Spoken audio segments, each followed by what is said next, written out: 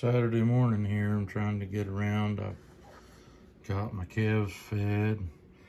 Came back in to watch a little of Brian's farming videos while I was getting up some medicine for a sick calf. Second one I've had a doctor. I had a doctor one yesterday. Takes 6 cc's per 100. I'm doctoring them like they're 400 pounders. And look at that right there. That's what that bottle cost. It's expensive to do this, by the way. So I'm gonna try to get them all in on Monday and run a little vaccination on them. I had one steer that acted a little bit like he had this. And the one I doctored yesterday is doing better, so I'm waiting on some help to show up. That stuff is really thick. It took me like 15 minutes to draw up those 2 vials of that. 24 cc's. Some other stuff's supposed to go on today. I'm supposed to get the rest of my calves today. One from Dakota. Pretty busy day on tap, but kind of like a lot of other farming stuff, it's hurry up and wait. But both of them, Scott and Dakota, for different reasons, told me they're going to be here about 8:30.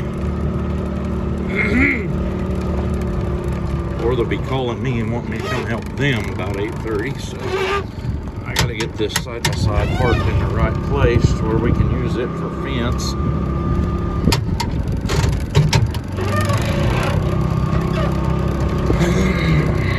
We park it here so I'd catch that gate and kind of head them that way. We open that gate over here against it. But I know Scott's going to be here to get my truck so we can, he's got some slabs he wants to haul to a neighbor of ours, so that's what he's doing. Then I've got a load of firewood to haul right after afternoon, and I'm trying to move some hay off a place up that I've got up the road half a mile almost, because I didn't have any cattle up there this summer. I'm gonna try and pasture it. I don't know what you all are gonna see when I hook this chain, but I can't do this one-handed, so.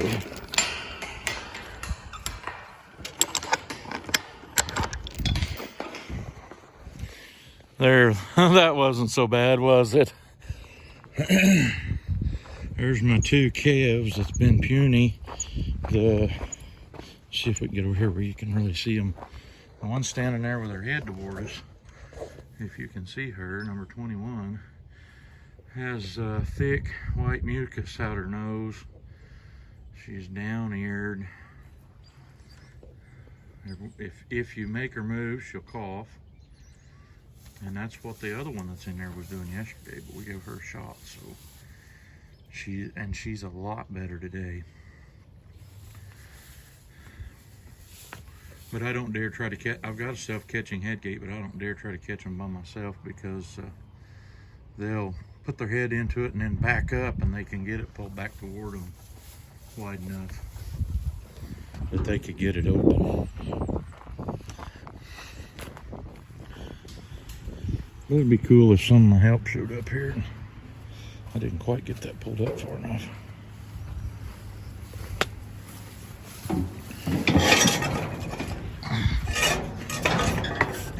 Seriously?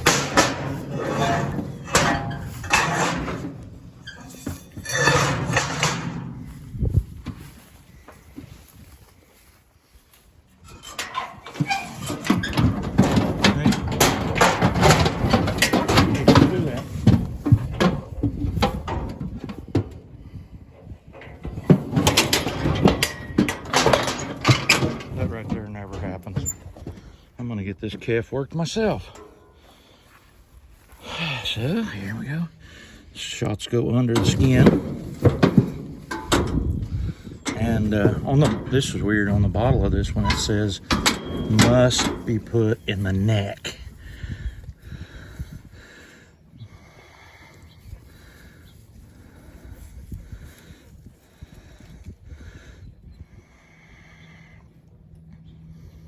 Really, really thick.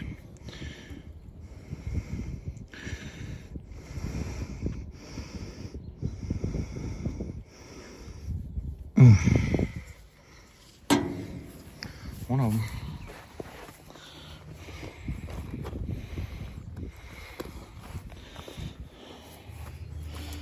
Yeah.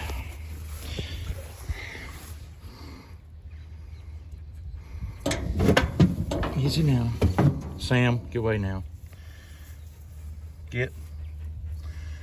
I bet that stuff being so thick burns.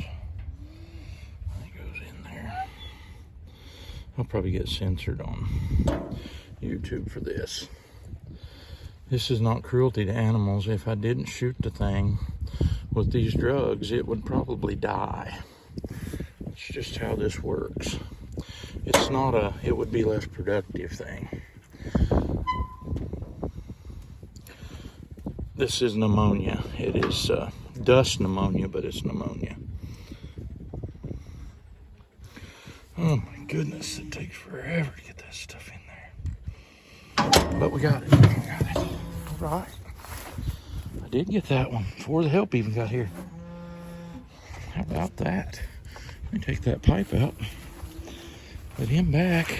I'm sorry, her. Both of them been heifers so far. And they're out on quite a little bit of pasture, really.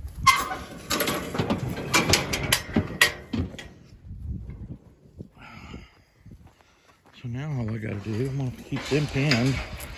So I gotta get them back here some.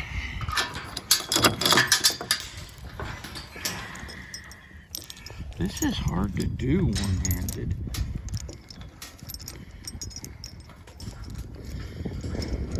Anybody see my little finger in the last video? I guess that's gonna look like that. It gets in the way of the camera sometimes and it doesn't show up on the viewfinder. So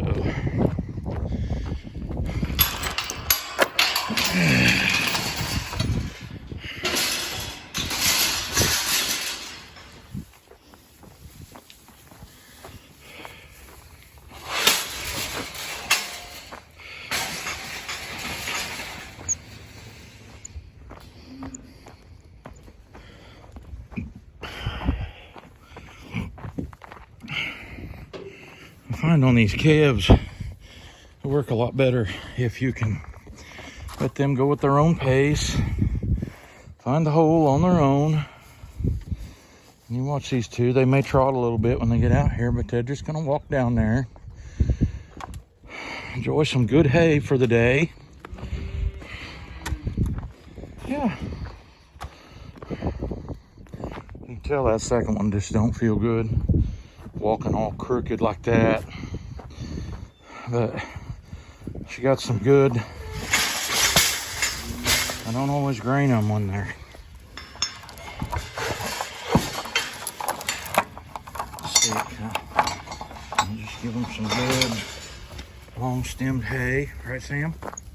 Come on, buddy. I want to get locked in here.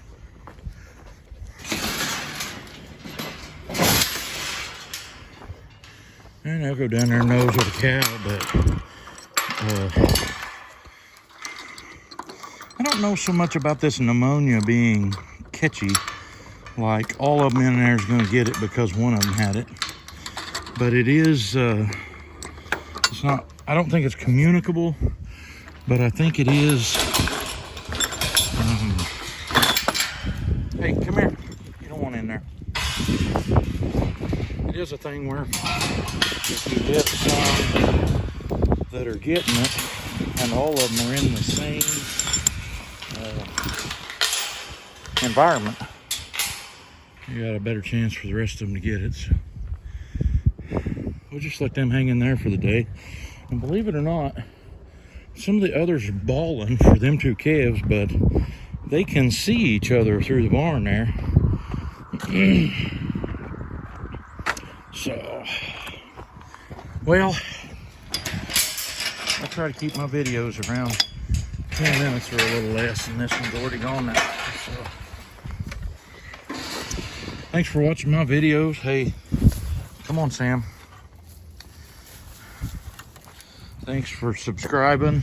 If you haven't subscribed and you're watching these things, hit the subscribe button. I'm just a pretty real farm life guy. And I put my bio on there. A lot of guys don't even do that. But the land I live on, right here, was bought by my grandpa nearly 100 years ago, maybe more than that, for taxes. I'm right here on the Missouri-Oklahoma state line, just about 3 miles south of the state of Kansas.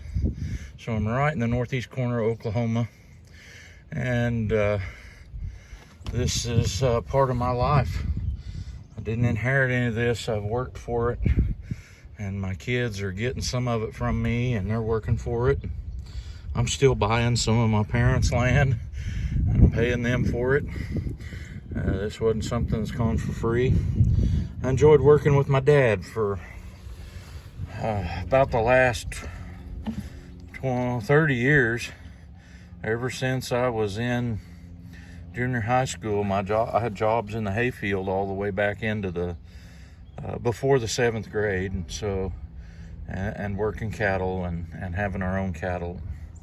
And we do just about all of our own work here. And I want to showcase a piece here that I bought from my dad. I'm going to get these syringes here. I don't want to lose them because I'll have to use them again. This old pickup. I could show you my old pickup that I got from my dad when I was real young. That was my granddad's pickup. It's a 47 Chevy. Dad brought me this the other day. I paid him for it a couple years ago and told him to keep it as long as he wanted to use it, and he just pretty well quit using it.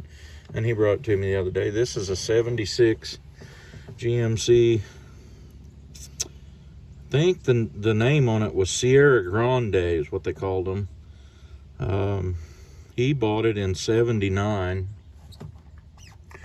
And the story, it had 100,000 miles on it in 1979. That was a lot of miles. A lot of people didn't expect a truck to last but that long. And it's a 3/4 ton, 4-wheel drive. He kept it. It was his good truck for, I don't know, 15 or 10, 11, 12 years after that.